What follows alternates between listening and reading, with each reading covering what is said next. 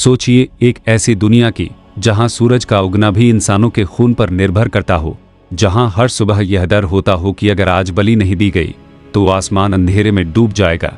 यही दुनिया थी अज़टेक सभ्यता की, एक ऐसी सभ्यता जिसने मौत को पूजा और खून को परंपरा बना दिया था। कई सौ साल पहले कुछ भटकी हुई जनजातियां लंबी यात्रा के बाद एक झील के बीच पहुंची। उन्हें विश्वास था कि उनके देवता खुद उन्हें रास्ता दिखा रहे हैं।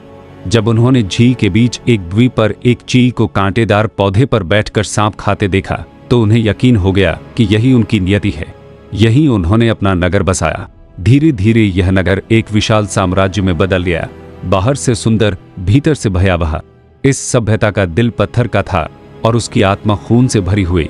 अज़टेक लोग मानते थे कि उनके देवताओं ने दुनिया को बनाने के लिए खुद का बलिदान दिया था, इसलिए अब इंसानों का कर्तव्य है कि वे देवताओं को खून लौटाएं। उनके लिए मानव जीवन का मूल्य तभी था जब वह बलि की वेदी पर खत्म हो। हर युद्ध के बाद सैकड़ों कैदी लाए जाते थे। उन्हें मंदिर की ऊंची सीढ़ियों पर चढ़ाया जाता था।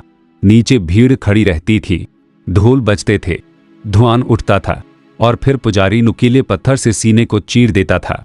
धड़कता हुआ दिल हाथ में निकालकर आसमान की ओर उठाया जाता था। खून की गर्म धार पत्थरों पर बहती थी। शरीर को सीढ़ियों से नीचे फेंक दिया जाता था जैसे वह कभी इंसान था ही नहीं।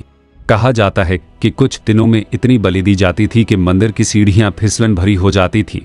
खोपड़ियों को लकड़ी के ढांचों पर सजा दिया जाता था। हजारों खोपड़ियां एक साथ, आंखों के खाली गड्ढे, खुले जबड़े और स्थायी खामोशी।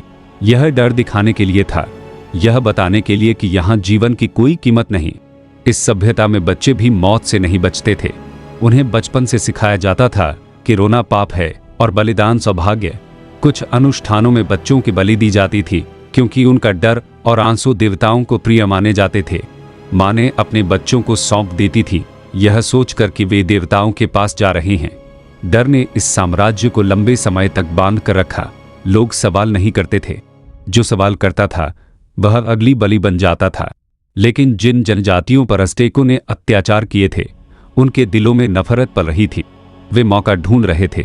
फिर एक दिन बाहरी लोग इस भूमि पर पहुंचे। उनके पास अलग हथियार थे, अलग सोच थी और ऐसी बीमारियां थीं जिनका नाम तक यहां किसी ने नहीं सुना था। बीमारी ने भीतर से अज़टेकों को तोड़ दिया। जिन लोगों पर वे राज करते थे वही उनके खिलाफ खड़े हो गए। लंबी घेराबंदी के बाद वह नगर गिर गया जो कभी अजेय माना जाता था। मंदिर टूट गए, बलि की वेदियां खामोश हो गईं, खून से भरी सीढ़ियां सूख गईं और वह सभ्यता जिसने सदियों तक मौत को राज बनाया था खुद मौत के हवाले हो गई। आज अज़टेक सभ्यता सिर्फ एक कहानी है, एक चेतावनी, यह याद दिलाने के लिए कि जब डर, अंधविश्वास और हिंसा किसी समाज की नींव बन जाए तो उसका अंत उतना ही भयानक होता है जितना उसका इतिहास।